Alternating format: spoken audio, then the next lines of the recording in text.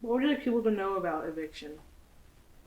That it doesn't just happen to people who don't pay their bills. It's not, I was paid up on my bills. I had done what I needed to do and taken care of things. And it's happening to everyone of every demographic, of any class. And it's completely legal and it's becoming a business. Housing is becoming a business and not something that people actually require. You require a home. Like where you live in the United States of America, it should not be this difficult to have a home or find a home. And so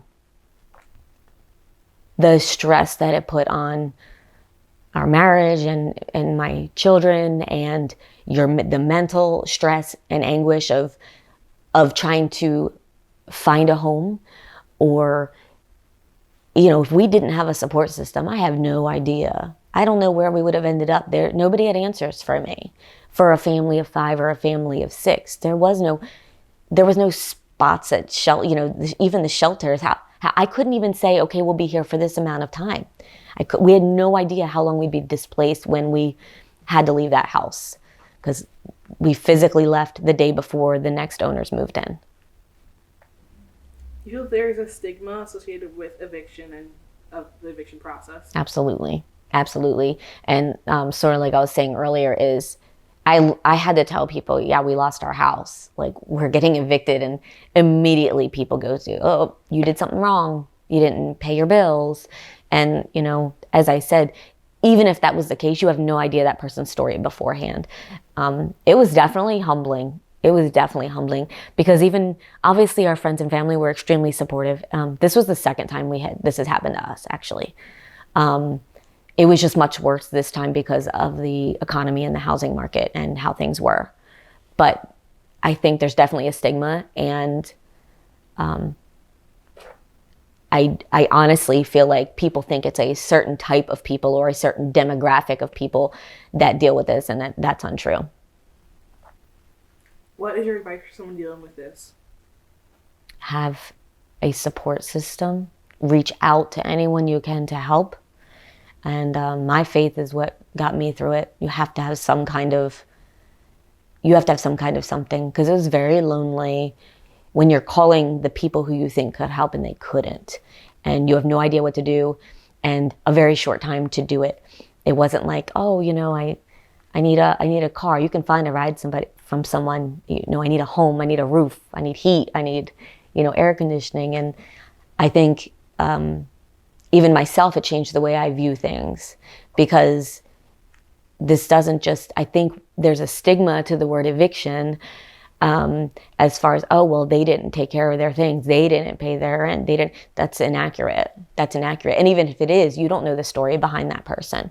I mean, I had suffered a medical condition where I lost use of my dominant arm for 2 years right before this happened. We were trying to recover from that. We were trying to recover financially from COVID era, stuff that just really messed everybody up. We weren't the only ones trying to survive.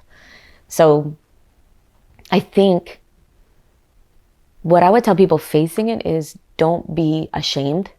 There's nothing to be ashamed of, but do your best to reach out for help and get a support system. Looking back, is there anything that you could change about what you did or the process and all of that? That's a very good question. I don't think so, honestly. Like it was almost a grieving process. I went through, like, we're losing our home and being the disbelief, like, like, nah, this isn't really happening.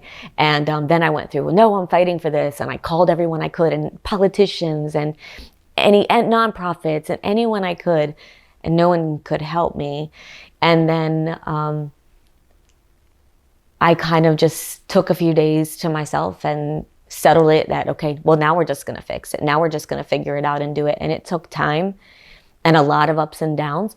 At the time, even when we finally got to the point where we were able to house hunt, at that time, people were over bidding by $20,000, $50,000. It makes you feel like we had nothing. When this started, we had a 580 credit score and no savings.